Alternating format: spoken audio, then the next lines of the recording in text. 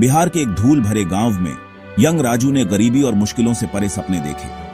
उसने अपने माता पिता को संघर्ष करते देखा और ये जाना कि शिक्षा एक ऐसी लग्जरी थी जो वे अफोर्ड नहीं कर सकते थे। 10वीं क्लास के बाद स्कूल छोड़ने पर मजबूर राजू ने खुद से एक वादा करके घर छोड़ा कि ये उसकी कहानी का अंत नहीं होगा। कुछ रुपयों और बड़े सपनों के साथ वह मुंबई के लिए एक ट्रेन में चढ़ गया, अनजान में उम्मीद का पीछा करते हुए। यह एक शहर की यात्रा से कहीं ज्यादा था, यह खुद को खोजने की एक यात्रा थी। मुंबई बहुत ओवरवेलमिंग थी, स्काई स्क्रेपर्स, भीड़ और केओस। राजू फुटपाथों पर सोता था, बर्तन धोते हुए ग्रूलिंग घंटों काम करता था और हर रुपया बचाता था। उसने शिकायत करने से मना कर दिया, हर कठिनाई को एक सीढ़ी के रूप में देखा।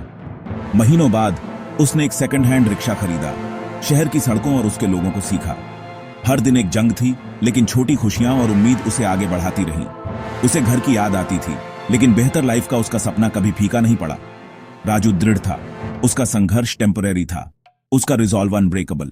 राजू की क्यूरियोसिटी उसे अलग बनाती थी। वह अखबार पढ़ता था, यात्रियों की बातें सुनता था और हर सवारी से सीखता था। एक दिन एक रियल एस्टेट एजेंट की लैंड इन्वेस्टमेंट्स के बारे में बातचीत ने एक आइडिया जगाया। राजू ने महसूस किया कि शहर के बाहरी इलाकों में छुपा पोटेंशियल था। उसने प्रॉपर्टी मार्केट्स का अध्ययन किया, सवाल पूछे और एक नया लक्ष्य तय किया, जमीन खरीदना। उसका रिक्शा उसकी क्लासरूम बन गया, हर यात्री एक टीचर। वह समझ गया कि नॉलेज और विजन अवसर को अनलॉक कर सकते हैं। राजू ने तय किया, वह बचाएगा, इन्वेस्ट करेगा और अपनी डेस्टिनी बदलेगा। जमीन के लिए पैसे बचाने का मतलब था सालों का सैक्रिफाइस, लंबे घंटे, सिंपल खाने और दूसरों की रिडिक्यूल। 7 सालों तक राजू ने खुद को कंफर्ट से वंचित रखा, सिर्फ अपने सपने पर ध्यान केंद्रित किया। आखिरकार उसने मुंबई के बाहरी इलाके में एक बंजर प्लॉट खरीदा, उसके भविष्य में विश्वास करते हुए। जैसे जैसे साल बीतते गए और कुछ नहीं बदला, डाउट मन में आने लगा, लेकिन राजू दृढ़ रहा। वह अपनी जमीन पर जाता था, एक थ्राइविंग सबर्ब की कल्पना करता था। लोगों ने उसका मजाक उड़ाया, लेकिन उसने अपनी रिसर्च और पेशेंस पर भरोसा किया। उसका विश्वास कभी नहीं डगमगाया, तब भी जब दुनिया ने उस पर शक किया। राजू के पेशेंस का फल मिलने वाला था। शहर फैला, एक नए हाईवे ने राजू की जमीन को प्राइम प्रॉपर्टी में बदल दिया। उसने उसे बड़े प्रॉफिट पर बेचा, फिर से इन्वेस्ट किया और एक रिस्पेक्टेड प्रॉपर्टी ब्रोकर बन गया। राजू की ऑनेस्टी और इंसाइट ने उसकी रेप्यूटेशन बनाई।